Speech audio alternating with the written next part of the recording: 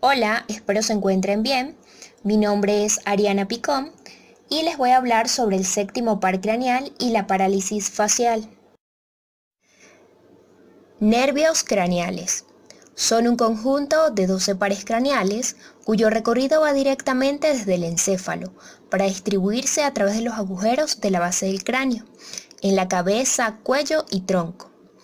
Algunos de estos nervios están relacionados con funciones sensoriales, es decir, con los sentidos, como la vista, el oído, el gusto, mientras que otros tienen como función el control de la musculatura facial o la regulación de ciertas glándulas. Los pares de los nervios craneales se designan mediante nombres y números romanos, siguiendo su orden de localización, desde la zona frontal del encéfalo hacia la parte posterior del mismo. En cada par craneal podemos considerar un origen aparente, que es el sitio de emergencia del nervio en la superficie de la masa encefálica, y un origen real o verdadero, sitio que da origen a las fibras nerviosas que constituyen el nervio. Nervio facial. Es mixto, el cual está formado por la unión de dos raíces, una medial o nervio facial propiamente dicho, que es motor, y una raíz lateral o nervio intermedio, que es sensitivo. Origen real. Posee varios núcleos, dentro de ellos están el núcleo motor principal, los núcleos parasimpáticos que corresponden al núcleo salival superior y lacrimomuconasal o lagrimal y el núcleo del tracto solitario. En la imagen ubicada del lado izquierdo podemos observarlos con un color en específico para cada uno de ellos. En cuanto a su origen aparente, el nervio facial propiamente dicho y el intermedio emergen por el surco bulboprotuberencial en el ámbito de la fosita supraolivar. Se halla entre el sexto par craneal, que es el abducens, y el octavo par craneal, el vestíbulo coclear. El nervio intermedio es sensitivo, sensorial y además posee fibras parasimpáticas. Séptimo par craneal o facial. Es un nervio mixto, como ya lo mencioné, es decir, que tiene funciones motoras, neurovegetativas, sensoriales y sensitivas. Sus fibras motoras inervan los músculos de la mímica facial, del cuello y vientre posterior del digástrico. Las fibras neurovegetativas, que son secretoras, salen del ganglio efenopalatino o pterigopalatino y se dirigen a las glándulas lagrimales, mucosa nasal, rinofaringe, paladar y faringe. Otras pasan a la cuerda del tímpano y por medio del nervio lingual llegan a las glándulas submaxilar y sublingual. Las fibras sensoriales del gusto se van a originar de las papilas gustativas de los 2/3 anteriores de la lengua y pasan por el nervio lingual y la cuerda del tímpano hacia el facial. Las fibras sensitivas, aportadas por el nervio intermediario, proporcionan sensibilidad al dorso de la oreja y conducto auditivo externo. El séptimo par craneal no interviene en la función de la salivación de la glándula parótida. Recordemos que esta glándula es inervada por el nervio auricular mayor, que es rama del plexo cervical.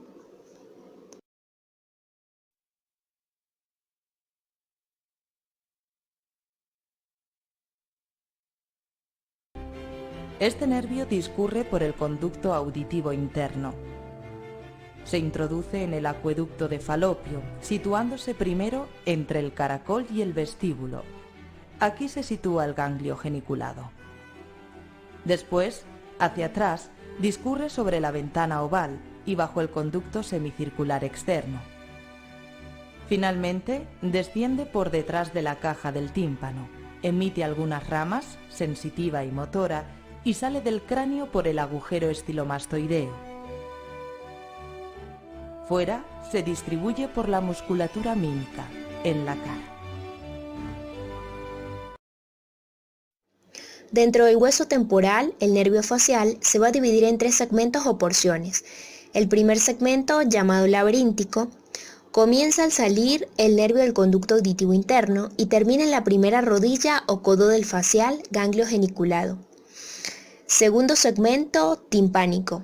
Comienza en el ganglio geniculado y termina en la segunda rodilla del facial.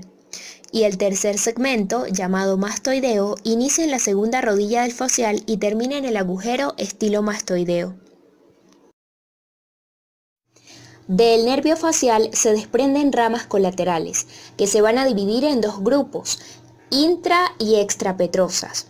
Dentro de las ramas intrapetrosas tenemos el nervio petroso superficial, el nervio petroso profundo, el nervio del músculo del estribo, el nervio cuerda del tímpano, el ramo sensitivo para el conducto auditivo externo y ramo comunicante con el nervio vago. Y las ramas extrapetrosas, el ramo comunicante con el nervio glosofaringeo, el nervio auricular posterior, el ramo del digástrico y ramo comunicante del nervio lingual. Una vez que el nervio facial salga del hueso temporal a través del agujero estilomastoideo, atraviesa la glándula parótida en su espesor, dividiéndola en un lóbulo superficial y uno profundo, y va a emitir sus ramas terminales, la cérvico-facial, que a su vez se va a dividir en maxilaro-bucal, mandibular y cervical, y la temporofacial, que se divide en temporal y cigomática. Vemos los músculos de la cara, los cuales están coloreados de acuerdo a las ramas que los inervarán. La rama temporal inerva los músculos frontal y occipital, occipito frontal, la porción superior del orbicular de los ojos, corrugador y prócer. La rama cigomática, la porción inferior del orbicular de los ojos, cigomático mayor y cigomático menor. Elevador del ala de la nariz y labio superior. La porción transversa del músculo nasal, elevador propio del labio superior y depresor del tabique. La rama maxilar o bucal, aquí hay ramos superiores e inferiores que se anastomosan para inervar el músculo bucinador, orbicular de los labios y risorio. La rama mandibular se dirige hacia adelante para inervar al músculo depresor del labio inferior, depresor del ángulo de la boca, mentoniano, y algunos autores dicen que inerva al músculo risorio. Y la rama cervical va a inervar al músculo cutáneo del cuello o platisma. Se va a explorar la función motora y sensitiva del nervio facial. Con la inspección se puede evaluar si existe o no asimetría facial, tics, alteraciones en la oclusión palpebral, borramiento del surco nasogeniano, desviaciones de la comisura labial. Se le va a solicitar al paciente que realice movimientos que puedan poner en evidencia un déficit motor, por ejemplo, arrugar la frente, elevar las cejas, fruncir el ceño. Y para probar la fuerza de los músculos de los párpados, se le va a pedir al paciente que cierre fuertemente los ojos, mientras el explorador intenta abrirlos contra su voluntad. Mostrar los dientes, silbar, soplar, entre otros.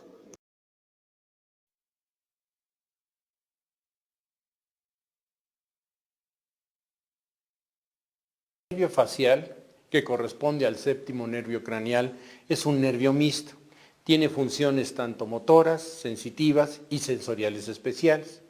Dentro de las funciones que nosotros podemos explorar dentro de este nervio son dos esenciales. Uno, que es la porción motora del nervio facial, que podríamos indicar que es la más importante o la relevante dentro de la exploración de este nervio.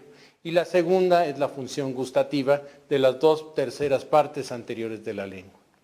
Para proceder a realizar la exploración motora, nosotros tenemos que tener un conocimiento de los músculos faciales, yendo de arriba hacia abajo. Este nervio craneal pues se encarga de darle inervación al fronto occipital, arrugando la frente, levanta las cejas. Como podemos ver, aquí observamos la contractura que tiene el músculo. ¿Sí? Ya, vamos a levantar las cejas, bajarlas. Ahora, ¿cómo le haces cuando estás enojada? ¿Sí? Esta es la función del supraciliar. Cerrando los ojos, fuerte. Cuando revisamos la parte del orbicular de los párpados, nosotros realizamos esta maniobra para ver el tono que tiene el párpado al momento del cierre. Ya, gracias. Vamos a arrugar la nariz. Eso es. Vamos a inflar los cachetes. Esta función es del bucinador.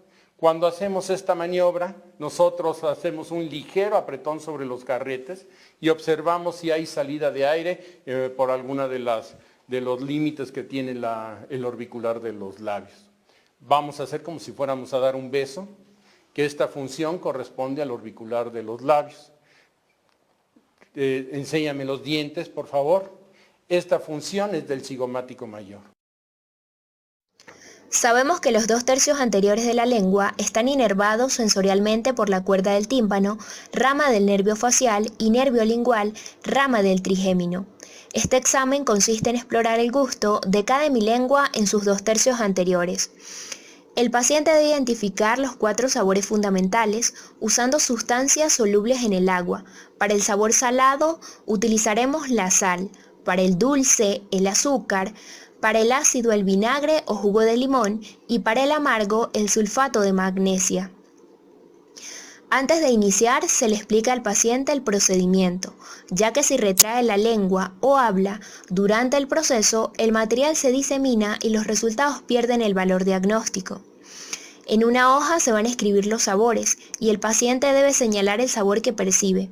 En caso de que no sepa leer, debe afirmar o negar cuando se le pregunte. La solución se coloca con un hisopo de algodón sobre el dorso de la lengua en cada lado por separado.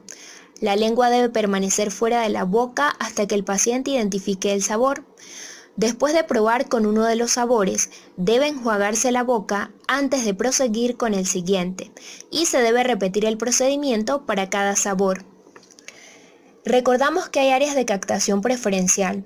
En la punta de la lengua dulce, el salado en las regiones laterales anteriores de la lengua, el ácido hacia las regiones laterales posteriores de la lengua y el amargo se percibe con más intensidad en la parte posterior de la lengua.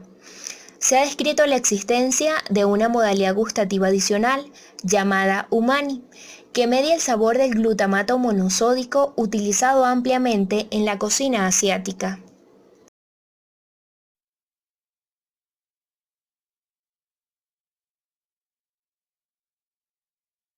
Posteriormente, exploramos el componente sensitivo especial de este nervio, a través de la percepción de 3 de los sabores primarios. Para explorar la percepción del sabor dulce, le pedimos al paciente que con los ojos cerrados saque la lengua y con esta afuera le colocamos en la punta de la lengua una sustancia dulce, como azúcar diluida ligeramente en agua. A continuación le preguntamos al paciente si percibe el sabor que colocamos sin que meta la lengua. Se indicará al paciente que enjuague su boca y continuamos con los otros sabores. Para evaluar la percepción del sabor salado, procedemos de la misma manera que con el dulce. El paciente enjuagará nuevamente su boca y procedemos a colocar el sabor ácido en las caras laterales de la lengua. En la parte posterior de esta se coloca el sabor amargo.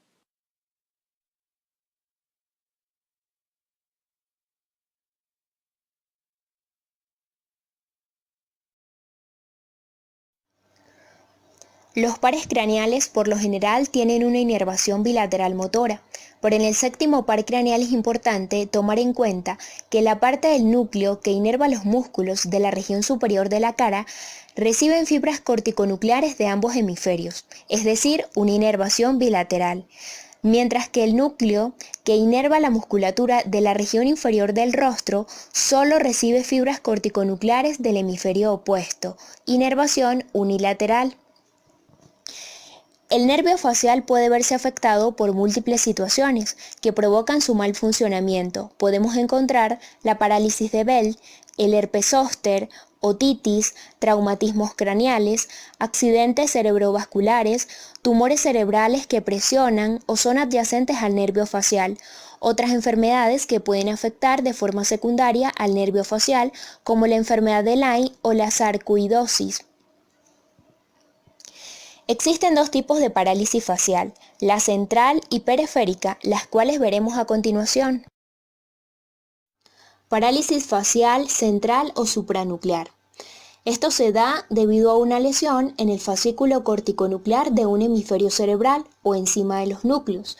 En este caso se observa parálisis de la mitad inferior de la cara con relativa integridad de la mitad superior, ya que la información que viene de la cortical contralateral va a estar conservada debido a la doble inervación. El paciente va a presentar borramiento del surco nasogeniano homolateral, desviación de la comisura bucal hacia el lado opuesto, y es frecuente que los pacientes no puedan ocluir aisladamente el ojo del lado enfermo sin hacer lo mismo con el sano. Esto es lo que se conoce como signo de Rabillet. Los movimientos mímicos emocionales como la risa y el llanto se conservan, salvo que estén comprometidos centros subcorticales, extrapiramidales o talámicos. Parálisis facial, periférica o infranuclear. La lesión se va a localizar a nivel nuclear o en el trayecto postprotuberencial. Hay parálisis de la hemicara completa, siempre será homolateral con respecto a la lesión y compromete los músculos tanto superiores como inferiores con igual intensidad. El paciente presenta aplanamiento de las arrugas frontales, descenso de la ceja, imposibilidad de ocluir el párpado, epíforo lagrimeo, debido a que las lágrimas no pueden entrar en el conducto lagrimal. La parálisis de Belt es la más frecuente, no tiene preferencia clara por ningún sexo y representa aproximadamente la mitad de todas las parálisis faciales periféricas. Aparece habitualmente entre los 18 y 50 años. Su etiología es desconocida, existiendo numerosas teorías etiopatogénicas como la vascular, la vírica, la inmunológica, pero ninguna de ellas está suficientemente demostrada. También se han defendido factores hereditarios, ya que en la cuarta parte de los pacientes existen antecedentes familiares. Esta se va a apreciar cuando se le pide al paciente que trate de ocluir el párpado del lado paralizado, ocasionando que el globo ocular se desvíe hacia arriba y hacia afuera, haciendo que la pupila y parte del iris queden cubiertas por el párpado superior y quedando a la vista la esclerótica. Es preciso mencionar que mediante ensayos controlados se ha podido demostrar un efecto beneficioso del tratamiento de la parálisis de Belt con corticoides. Teniendo clara la topografía del nervio facial, podemos saber la clínica que se presenta según las lesiones en las distintas zonas anatómicas. Cuando la lesión yace por debajo del agujero estilomastoideo, es decir, una lesión muy distal, va a causar parálisis del mismo lado de la lesión, con indemnidad de las funciones secretorias, del músculo del estribo y del gusto. En el conducto por encima de su unión con la cuerda del tímpano va a producir parálisis de los músculos homolaterales, acompañado de alteraciones del gusto en los 2/3 anteriores de la lengua, ageusia o disgeusia. Si está por encima del origen del nervio músculo del estribo, va a aparecer parálisis facial. Además, alteraciones en el gusto en los 2/3 anteriores de la lengua y un déficit en el reflejo estapedial, hiperacusia o hipoacusia. Cuando la lesión está por encima del ganglio geniculado, provoca parálisis de los músculos de esa hemicara con alteraciones gustativas, del reflejo estapedial y falta de lagrimeo de ese lado. Si hay una lesión protuberencial, suele asociarse con el compromiso del sexto par craneal. Repasemos un poco. Tenemos un paciente con una desviación de la comisura labial izquierda. Además, cuando le pedimos que cierre los ojos, el del lado izquierdo no lo puede cerrar. Y podemos ver la esclerótica. Esto es lo que se conoce como parálisis de Belt. Entonces, hay una afectación de la hemicara completa izquierda, es decir, vamos a tener una parálisis periférica izquierda. Recordemos que la parálisis de Belt es una de las más frecuentes en la parálisis periférica. Al igual que el signo negro se puede presentar en este tipo de parálisis. Esto se da cuando se le solicita al paciente que dirija la mirada hacia arriba. Entonces, el ojo del lado afectado se va a elevar más rápidamente y a un nivel por encima del lado sano. En este caso, tenemos un paciente que sus ojos cierran bien y solo presenta desviación de la comisura bucal izquierda. Entonces aquí tenemos una parálisis facial izquierda de tipo central. Por ello es importante recordar que la inervación superior será bilateral y la inferior unilateral para poder diferenciar estos dos tipos de parálisis facial. Seguimos repasando. Si un paciente presenta una parálisis facial que no afecta a la musculatura de la frente, debemos pensar que la lesión se encuentra a nivel supranuclear, en el ganglio geniculado, en el foramen estilomastoideo, en el ángulo pontocerebeloso o en el conducto auditivo externo. Pues aquí la respuesta correcta sería a nivel supranuclear o central, ya que dijimos que es lo mismo. Además nos están diciendo que no afecta la musculatura de la frente. En este último caso, una chica de 20 años acude a urgencias porque ha notado tras levantarse, al mirarse al espejo, debilidad en toda la mitad derecha de la cara, incluida la frente, cerrar el párpado y para sonreír.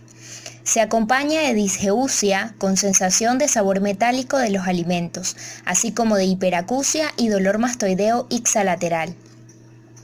En la exploración no se evidencia déficit del habla ni lengua. En este caso, ¿cuál de las siguientes aseveraciones es la correcta? El diagnóstico más probable es una placa desmielinizante en la hemiprotuberancia contralateral. La exploración complementaria más necesaria sería la resonancia magnética. Los corticoides vía oral son de elección en el tratamiento de la paciente. Debe ser considerada la fibrinólisis endovenosa si el tiempo de evolución es menor a 3 horas. Lo más probable es que el cuadro sea irreversible. Debemos pensar en una parálisis periférica, además que se acompaña de disgeusia e hiperacusia, recordando que una de las causas más frecuentes de la parálisis periférica es la de Belt, y lo correcto sería el tratamiento con corticoides, como lo dije anteriormente.